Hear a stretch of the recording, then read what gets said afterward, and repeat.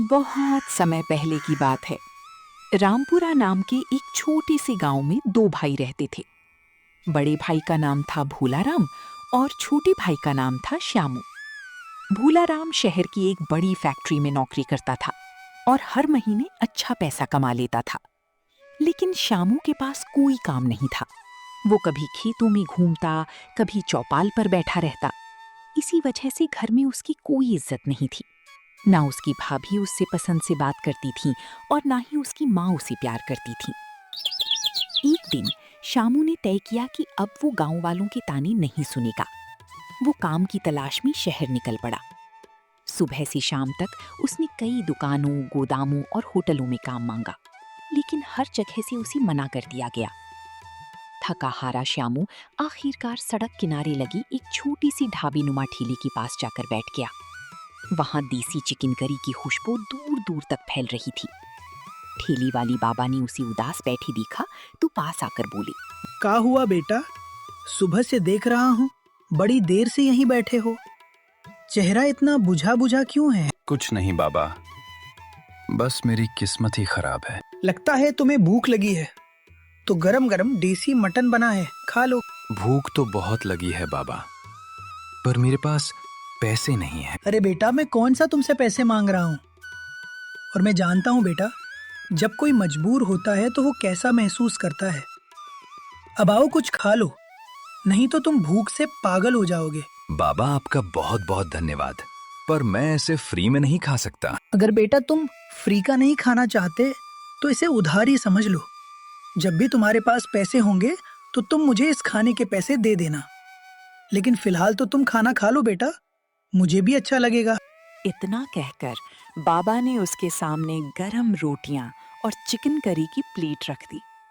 शामू जैसे ही पहला निवाला खाता है, उसकी आंखें चमक उठती हैं। वाह बाबा, ऐसा स्वाद तो मैंने जिंदगी में नहीं चखा। बाबा हंस पड़े। खाना खत्म होने के बाद श्यामू बोला, बाबा, मैंने आपके कहने से खाना तो खा लिया है, पर मैं आपके इस खाने की थाली के पैसे ना दे सका तो? ओह, तो ऐसी बात है। पर बेटा, मेरे पास थाली के पैसे देने का भी इलाज है। अगर तुम चाहो तो मैं तुम्हें बता सकता हूँ। हाँ जी बाबा, बताइए, मैं कैसे ये पैसे दे सकता हूँ? दरअसल बेटा, तुम देख ही रहे हो मैं कितना बुरा हो गया हूँ। अब मुझसे इस थैले का काम सही से नहीं संभल पाता, तो मैं सोच रहा हूँ। जी बाबा, आप क्या सोच रहे हैं बताइए। शामू बेटा, मैं सोच रहा हूँ कि क्यों ना तुम मेरे साथ इस थैले पर काम करो। इससे तुम मुझे खाने के पैसे भी दे पाओगे और मेरी भी मदद हो जाएगी। अब मुझ बूढ़े से कहाँ कोई काम सही से हो पाता है। क्या आप मुझे सच में काम दे रहे हो? नहीं बेटा, मैं कौन होता हूँ तुम्हें काम देने वाला। ये तो सब ऊपर वाले की माया है जो तुम्हें मेरे पास भेज दिया, क्योंकि वो जानता था कि तुम्हें मेरी और मुझे तुम्हारी जरूरत है। तो बेटा, क्या तुम कल से काम पर आओगे? जी जी बाबा, मैं जरूर काम पर आऊंगा। आपका बहुत बहुत धन्यवाद बाबा। मैं कैसे आपका ये एहसान उतार पाऊंगा। शामू खुशी खुशी अपने घर आता है और अपनी माँ से कहता है, अम्मा, एक खुशखबरी है। क्या खुशखबरी है शामू? मेरी प्यारी अम्मा, मुझे शहर में काम मिल गया है। अब मैं भी भोला भैया की तरह पैसे कमाऊंगा। पर शामू, तुझे काम क्या मिला है वो तो बता।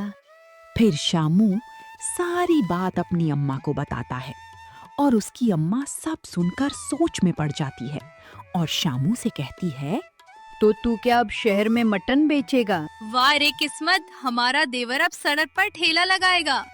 शामू और उसकी माँ की सारी बातें भोला भी सुन रहा था। सब सुनने के बाद भोला शामू को बोलता है, क्या रे शामू, तुझे बिल्कुल भी शर्म नहीं आती क्या?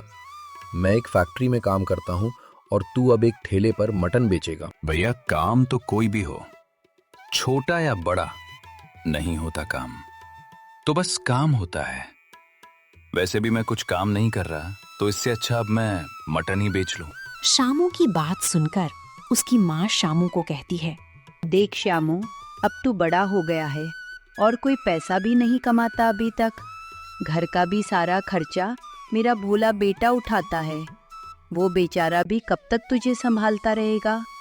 अब तू चाहे मटन बेच या कुछ और, बस कुछ पैसा कमा कर ला, नहीं तो तू अपना रास्ता कहीं और देख ले। मैं अपने भोले बेटे पर तेरा बोझ नहीं गिरा सकती, आई समझ। अपनी माँ के मुंह से ऐसी बातें सुनकर शामू का दिल टूट गया और वो सोचने लगा कि इस घर में कोई उससे प्यार नहीं करता, यहाँ तक कि उसकी खुद की माँ भी उसे जरा भी पसंद नहीं करती। शामू अपने मन में सोचता है, आजकल क्या सिर्फ पैसा ही सब कुछ हो गया है क्या? सच में पैसे में इतनी ताकत है कि उसकी वजह से मेरी माँ तक मुझे ताने देती रहती है। अगली सुबह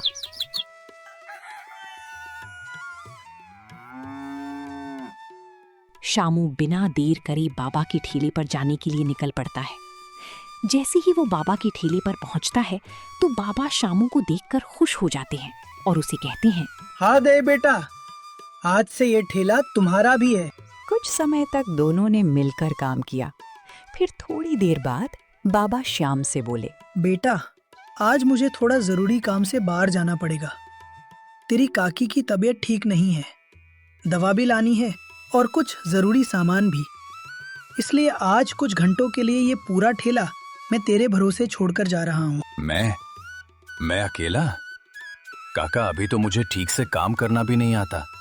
अगर मुझसे कोई गलती हो गई तो? गलती इंसान से ही होती है बेटा, लेकिन तेरी नीयत साफ है और जहाँ नीयत साफ हो वहाँ भगवान खुद मदद करता है। फिर काका ने धीरे से समझाना शुरू किया, देख, ग्राहकों से हमेशा प्यार से बात करना।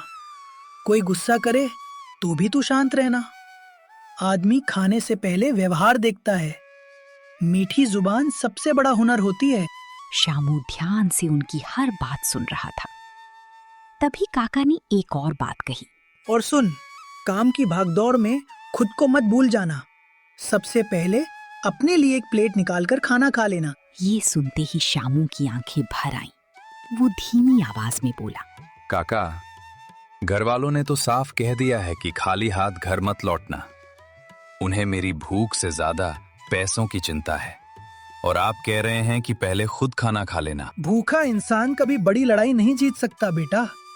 पेट भरा होगा तभी मेहनत कर पाएगा।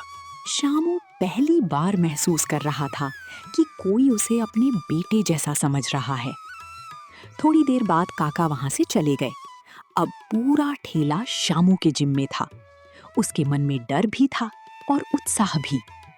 कुछ ही देर में ग्राहक आने शुरू हो गए। अरे भाई, काका कहाँ गए? आज दुकान पर नया लड़का बैठा है क्या? प्रणाम साहब। काका थोड़ी देर के लिए बाहर गए हैं, तब तक आप लोगों की सेवा मैं कर देता हूँ। उसकी आवाज में इतनी विनम्रता थी कि ग्राहक भी मुस्कुरा पड़े। दूसरा आदमी बोला, देख भाई, स्वाद खराब नहीं होना चाहिए। हम लोग दूर से खास इसी मटन करी के लिए आते हैं। साहब, खाना तो काका ने ही बनाया है, मैं बस प्यार से परोसने की कोशिश करूंगा। अगर कोई गलती हो जाए तो छोटा भाई समझकर माफ कर दीजिएगा। उसकी ये बात सुनकर ग्राहक खुश हो गए। अरे वाह, लड़का तो बड़ा संस्कारी है। शामू बड़े ध्यान से प्लेट सजाता, गरम रोटियां देता, पानी भर कर रखता। हर ग्राहक को साहब, भैया और चाचा जी कहकर सम्मान देता। धीरे धीरे लोगों की भीड़ बढ़ने लगी। जो ग्राहक एक बार खा रहे थे वही दूसरे लोगों को बुला रहे थे। ठेले के सामने लाइन लग गई। सड़क पर इतनी भीड़ हो गई कि लोगों को खड़े होने की जगह नहीं मिल रही थी। शामू भाग दौड़ करते हुए भी हर ग्राहक के चेहरे पर मुस्कान बनाए रखता। उसके माथे पर पसीना था लेकिन मन में खुशी थी। पहली बार उसे लग रहा था कि वो किसी काम का है। शाम होते होते बड़े भगोने में बनी सारी मटन करी खत्म हो चुकी थी। एक रोटी तक नहीं बची थी।